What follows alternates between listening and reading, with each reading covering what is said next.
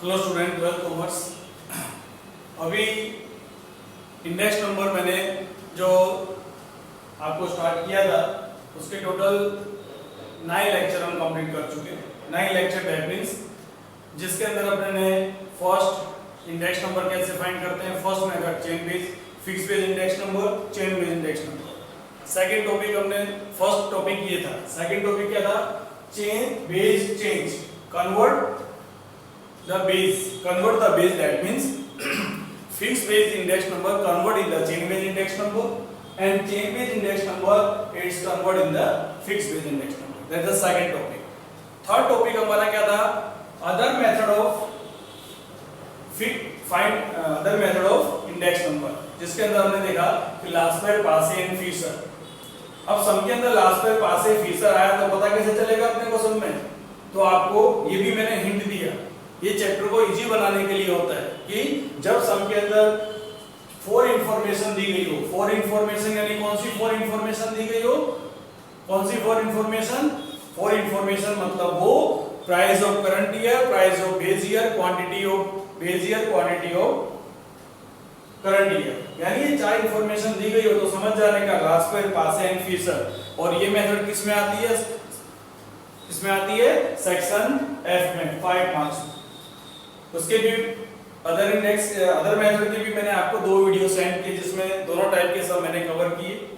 उसके बाद cost of living index, वो भी एक इंपॉर्टेंट टॉपिक है जिसमें से 3 मार्क्स का सम आता है, उसके भी मैंने 2 वीडियो आपको सेंड किए। अब ये लास्ट टॉपिक हमारा शुरू हुआ। इस लास्ट टॉपिक के भी 2 वीडियो आपके पास आएंगे जिसमें सबसे पहले दिया है शॉर्ट सम्स। क्या करना है हमें? शॉर्ट सम सॉल्व करने हैं। शॉर्ट सम्स किस तरह से? अब याद रखो, जब भी शॉर्ट सम्स की बात आती है, चाहे वो चैप्टर 1 हो, 2 हो, 3 हो या 4, कोई भी चैप्टर, अब उस चैप्टर के अंदर सबसे इंपॉर्टेंट चीज क्या होती है? जब आप शॉर्ट सम करते हो उस समय सारे फॉर्मूले हमारे माइंड में सेट होने चाहिए। अगर फॉर्मूले नहीं होंगे तो शॉर्ट सम्स को अंडरस्टैंड करना ही भारी पड़ता है, बराबर कि नहीं? सबसे इंपॉर्टेंट क्या है कि जब हम शॉर्ट सम स्टार्ट करते हैं तो सारे फॉर्मूले हमारे पास में माइंड में होने चाहिए। अब फॉर एग्जांपल, और फॉर्मूले आपको याद कब रहेंगे? जब आपको ये पता होगा कि हमने उस चैप्टर में कितने टॉपिक के सम किए।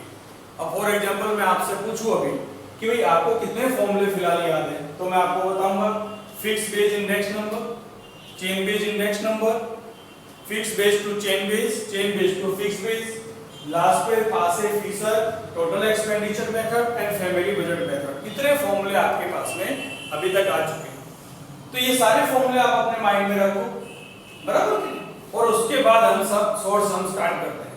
शॉर्ट सम्स सॉल्व करने की एक अपनी पैटर्न होती है, उस पैटर्न को फॉलो करने का। यदि जल्दबाजी करने जाओगे तो शॉर्ट सम में शॉर्ट मार्क्स हो जाएंगे। ये शॉर्ट सम्स आपके 2 मार्क्स में भी पूछे जाते हैं, कभी कभी 3 मार्क्स में भी पूछ लेते हैं। कहने के लिए शॉर्ट सम्स होते हैं, प्रोसेस थोड़ी लेंथी हो जाती है।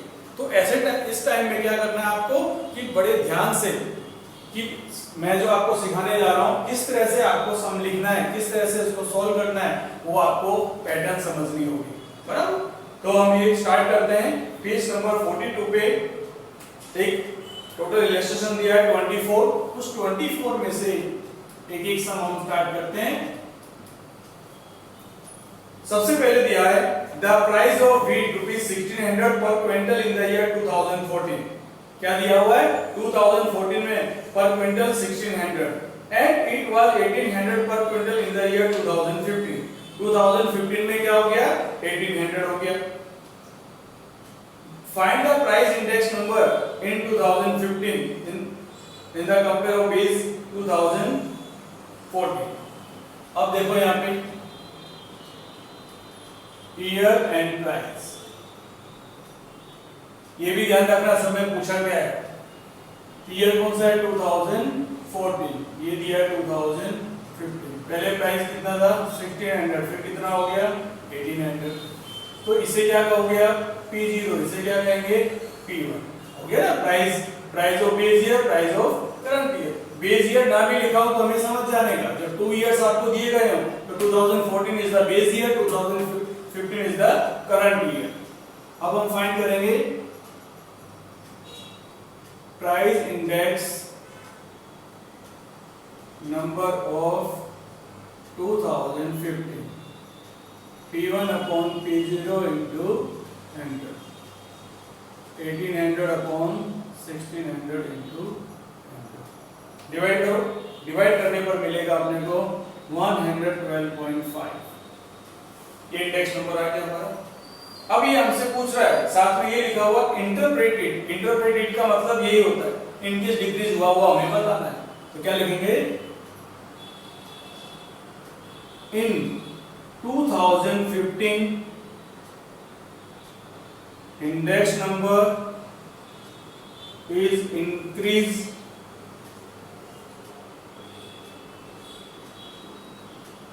सो करने का ऐसा 12.5% in the compare of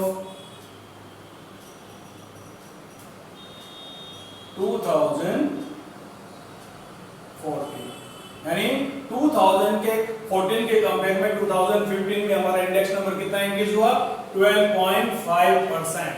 अगर आप इस पैटर्न में पूरा सम करते हो तो आपको शॉर्ट सम्स के पूरे मार्क्स मिलेंगे। बहुत से स्टूडेंट क्या करते हैं, ऐसा लिखे बिना सीधा इतना किया, P1 P0 इतना करके छोड़ दिया। उनको क्या लगता है हमने सम कर दिया, लेकिन हकीकत में वो सम कंप्लीट होता नहीं है। अगर आपको बोर्ड में पूरे मार्क्स स्कोर करने हैं तो बोर्ड की बेसिक रिक्वायरमेंट पूरी करो। बोर्ड की रिक्वायरमेंट क्या होती है कि वैल्यू को स्टेप बाय स्टेप, क्योंकि आपको लगता है कि यहाँ पे जैसे मैंने चेक किया 5 नंबर दिया, ऐसा नहीं होता। बोर्ड के अंदर जो सिस्टम है कैसा है, स्टेप बाय स्टेप। आपने ये लिखा 0.5 मार्क्स, फॉर्मूला लिखा 0.5 मार्क्स, फॉर्मूले में वैल्यू पुट की 1 मार्क्स। यानी कहने का मतलब क्या हुआ, हर स्टेप का आंसर होता है, हर स्टेप का मार्क्स होता है। तो आपको अगर पूरे मार्क्स कवर करने हैं तो पूरा लिखना पड़ेगा। चलो सेकंड सम बताता हूं मैं। सेकंड नंबर में लिखा हुआ है the Laspeyres index number is 8/9 time the Fisher index number and the Fisher index number is 180. Find the Paase index number. देखो Fisher यहां दिया क्या है, Fisher index number is 180। क्या दिया है 180, और लास्ट पेज का कितना है, last page is equal to 8/9 into Fisher। पहले सम को अच्छे से अंडरस्टैंड करो, वो क्या पूछना चाहता है। दिया कि पहले तो गिवन इंफॉर्मेशन को लिखो, हमें फिशर का इंडेक्स दिया हुआ है 180 और लास्ट पेज का इंडेक्स क्या है, फिशर के इंडेक्स से 8/9 टाइम, टाइम मतलब मल्टीप्लाई। इनकेस डिक्रीज होता तो क्या करते, प्लस माइनस, पर टाइम लिखा इसलिए इनटू किया। तो यहां से लास्ट पेज का फाइंड किया जा सकता है। कैसे फाइंड करेंगे, 8/9 फिशर का कितना है 180, ये कितना हो गया 20, 160, दैट इज द IL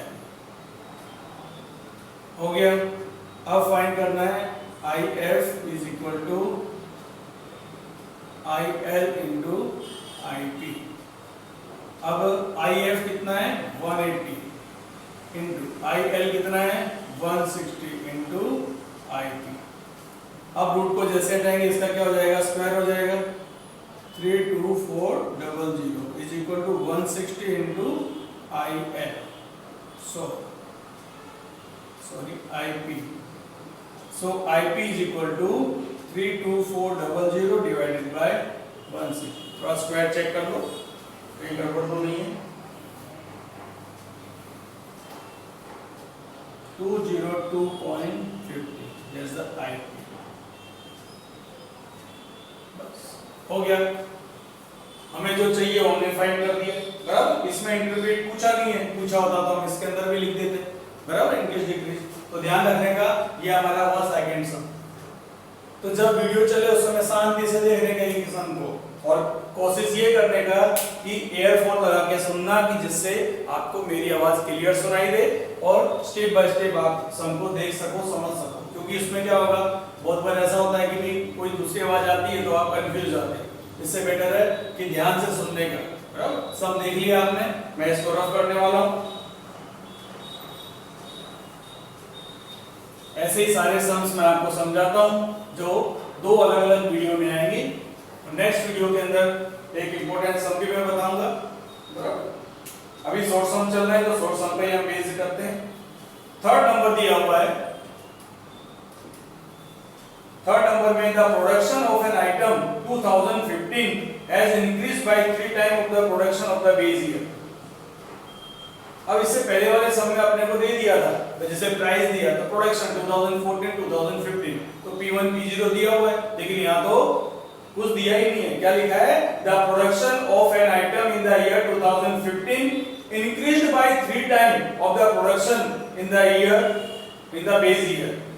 यानी कि हमें बेस ईयर का भी दिया नहीं है और करंट ईयर में इतना बोला कि 3 टाइम इंक्रीज हुआ है और फिर इंडेक्स पूछ लिया।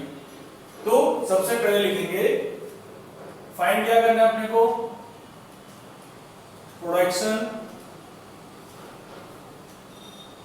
प्रोडक्शन इंडेक्स नंबर ऑफ 2015 ये हमें फाइंड करना है। यहां लिखेंगे प्रोडक्शन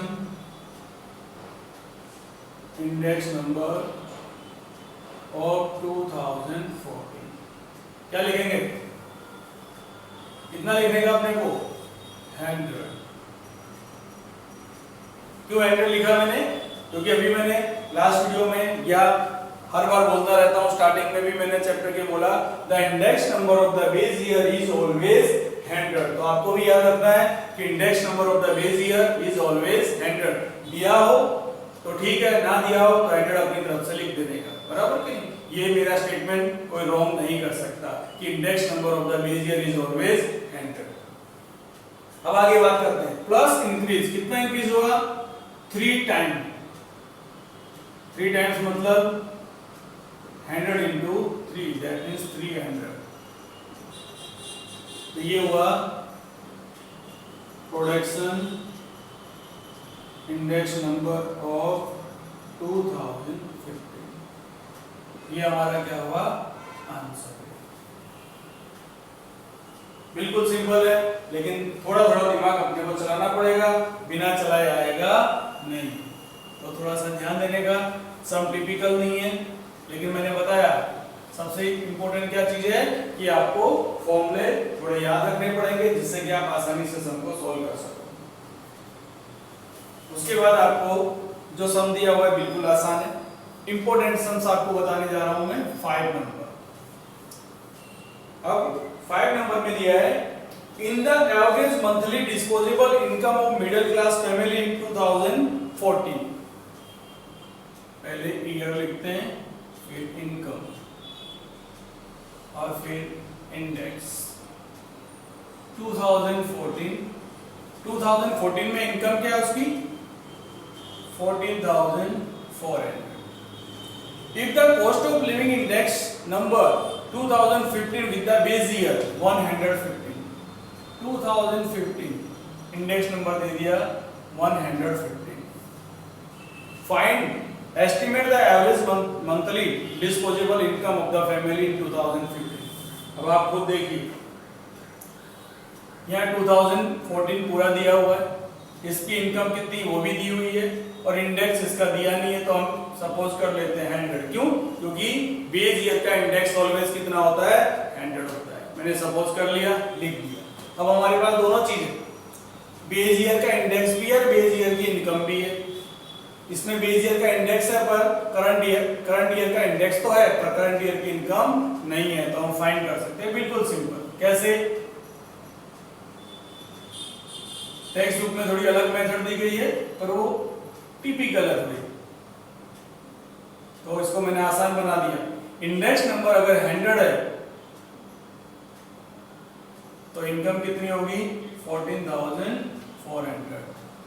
और इंडेक्स नंबर अगर 115 है तो 1440 into 115 डिवाइडेड बाय 100।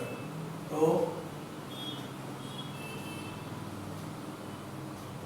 डिस्पोजेबल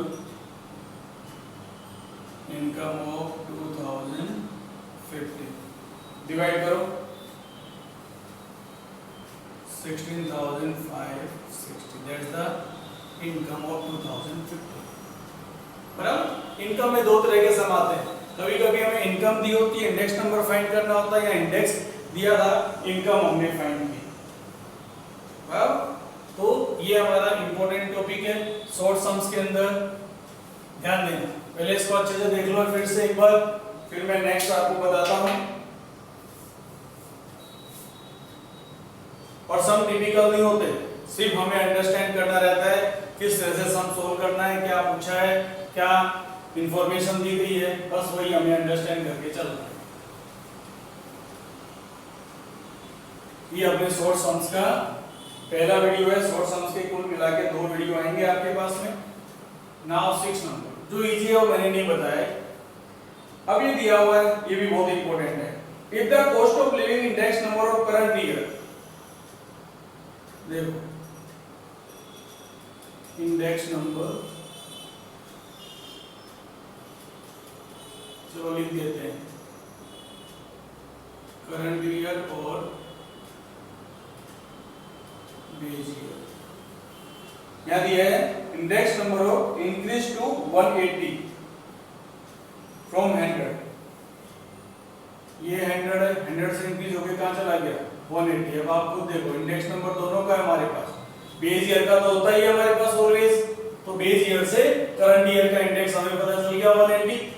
अब क्या पूछ रहा है वो हमसे, if the average monthly income worker has increase from 6000 to 9000, अगर उसकी इनकम 6000 से बढ़कर 9000 हो जाती है तो उसका परचेजिंग पावर इंक्रीज हुआ कि डिक्रीज हुआ।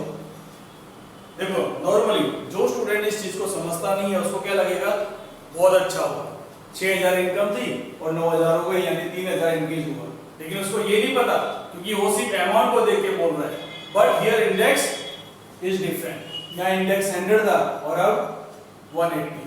जब इंडेक्स 100 है तो इनकम क्या थी उस समय उसकी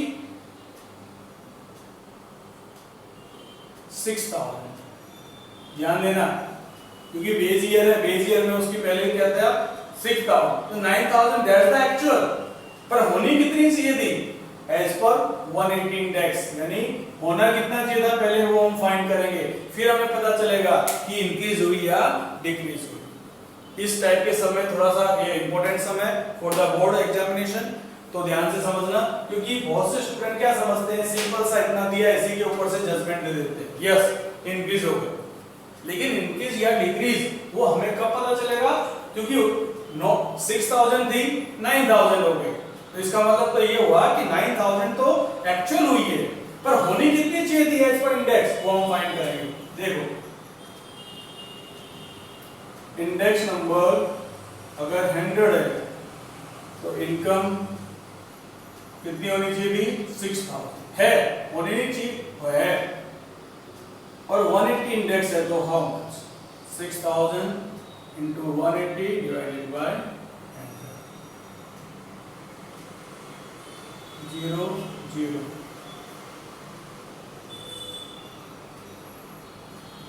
अब आप खुद देख सकते हो एज पर इंडेक्स नंबर उसकी परचेजिंग पावर, उसकी जो purchasing power of the worker कितनी होनी चाहिए थी 10800 होनी चाहिए थी।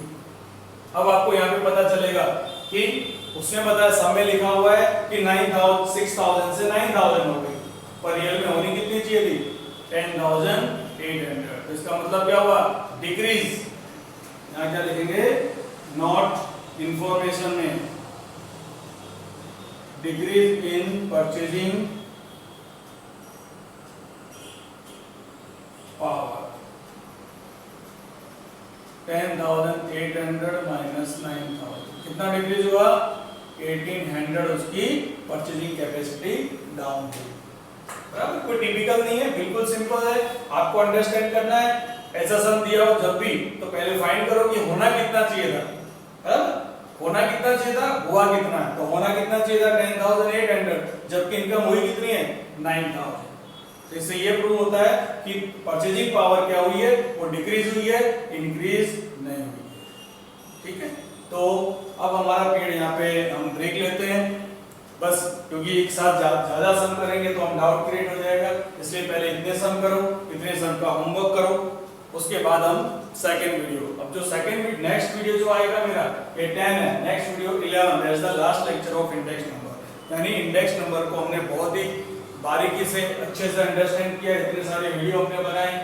तो इतने सारे वीडियो बनाने का पर्पस सिर्फ यही है कि हम आसानी से उस चैप्टर को अंडरस्टैंड कर सके, समझ सके। ठीक है, तो ये इसका सेकंड लास्ट वीडियो है। इसके बाद जो आएगा उसमें हमारा चैप्टर ओवर हो जाएगा। शॉर्ट सम पे फोकस करो क्योंकि 100% एग्जाम में पूछे जाते हैं। ओके।